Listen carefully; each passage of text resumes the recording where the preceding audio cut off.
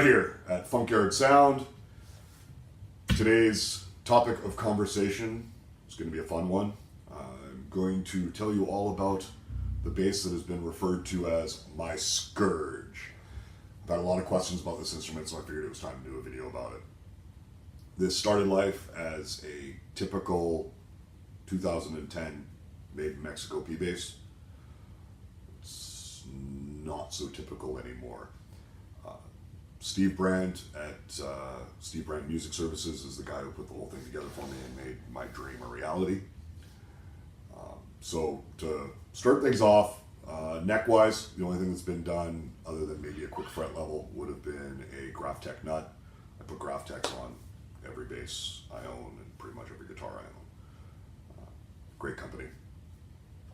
Then tuners are stock. However, once we get into the body, everything was removed. So it has been routed for a J in two positions, one at the bridge in 70s spacing, and one at the neck. And let's try and get it so you can see it. Placement of this is basically where the 24th, just behind where the 24th fret would be. Pretty much the same space as a Rickenbacker or a Gibson EBO. It allows to get all those wonderful sub-leg frequencies. They're all three pickups are wired at 18 volts, and then they're each wired to their own volume control. It's 500k pot. Bridge-wise, stock bridge was ditched in favor of a Babbage full contact bridge. These are my new favorite bridges.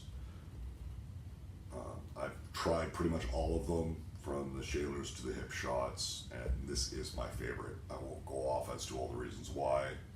If you haven't heard of the Babbage full contact bridge, look into it. Great design, just fantastic. Bass is strung up with SIT power steels. They are large gauge strings. I've got a 135, a 115, a 95, and a 70. And it is tuned to BEAD.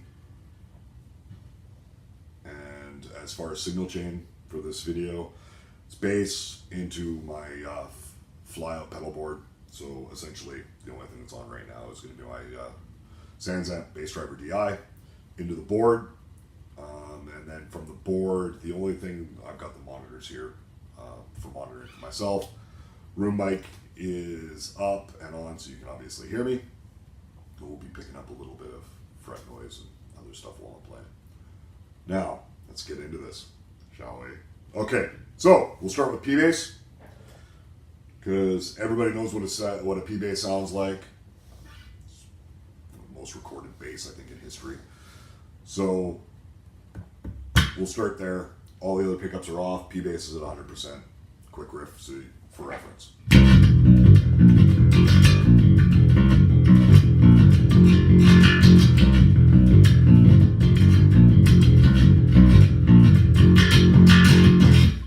Okay.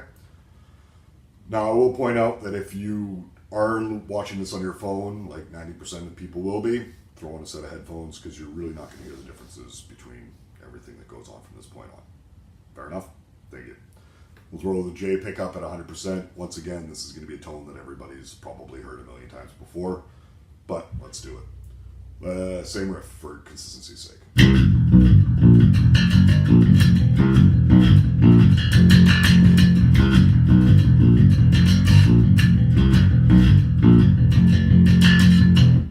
Okay?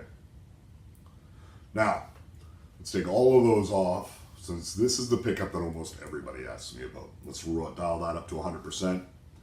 You're going to notice that there's not a lot of volume per se on this pickup. There actually is, but it's a lot of low subby frequencies. Okay? So, same riff.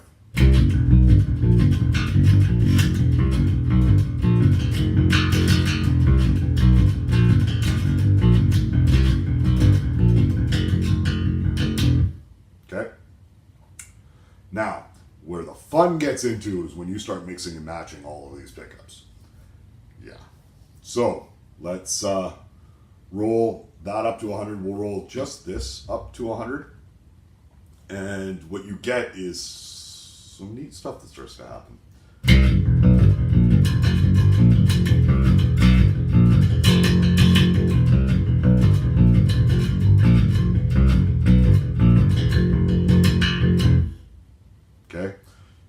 lot of sting.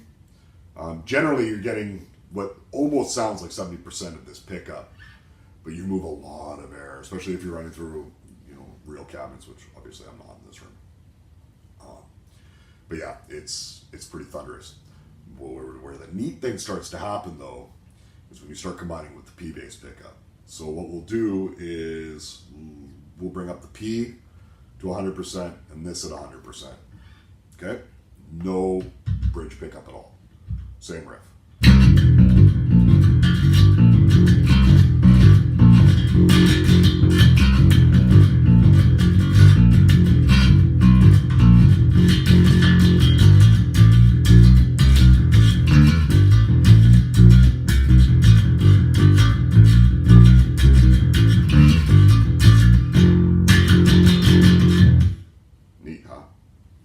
Tone I use probably 85-90% of the time live. Bridge pickup at 100%. P-bass pickup at 100%. And I roll this one back just a little bit. You get a spot, see, right there, where things open up a little bit. Now this is just tons of sting, tons of punch, and just enough thunder underneath to basically make your sternum shake. Here we go again, same riff. Sorry if I'm boring you.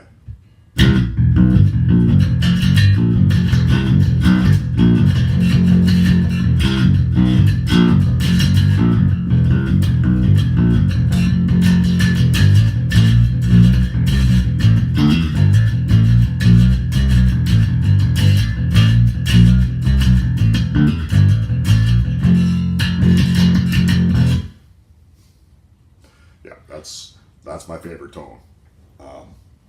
It's just crushing. Tons of sting. It pops through a mix. It doesn't matter how gainy the guitars are. It doesn't matter how many guitars are you got playing. This jumps through. It's fantastic. It sits above the mix. It sits below the mix. And then that P-bass just punches right through. So that's that. Now, obviously, there's a million different combinations that I can get just with these three pickups with no preamp.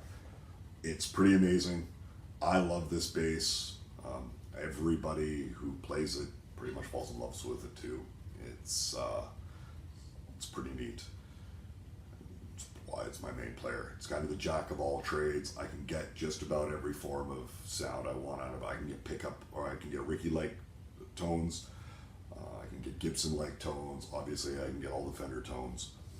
And yeah, you know, all depending on what you're looking for. If you want to play high on the neck, you dial a little bit more of this in, a little bit of less of the bridge pickup in, and you know, it's really cool. Since everything I've been playing right now is an E, and obviously this bass is tuned B, A, D, you're probably going to want to hear some things in B. So I'll change up the riff a little bit. Here we go. 3, 2, 1.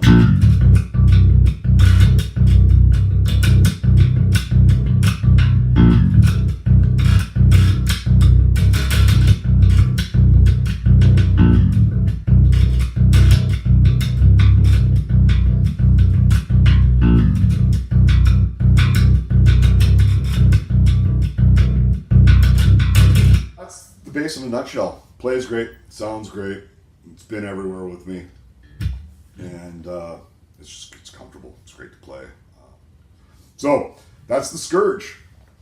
Thank you for watching. I appreciate you taking the time to give the video a watch. If you are curious in any of my future vids and you know, liked what you saw here, do me a favor. Hit the subscribe button, and you know, if you want to make sure that you actually catch everything else, hit the little notification. There's a particular topic that you guys want me to cover, feel free to let me know in the comments. There's a couple things that I'm going to get to here in the near future. Planning on doing a review on the Tech 21 Doug pedal, which I picked up a couple months ago, and it's pretty awesome. So that might be next week. We'll see. If either that, or I may dive into one of my other basses, which I've seen a lot of live use and people question me about, either my Lackland Skyline, or maybe we'll pull out the Halo.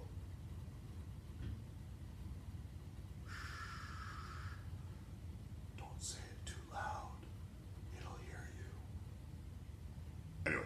For those that don't know about my Halo, there's lots of pictures of the thing floating around.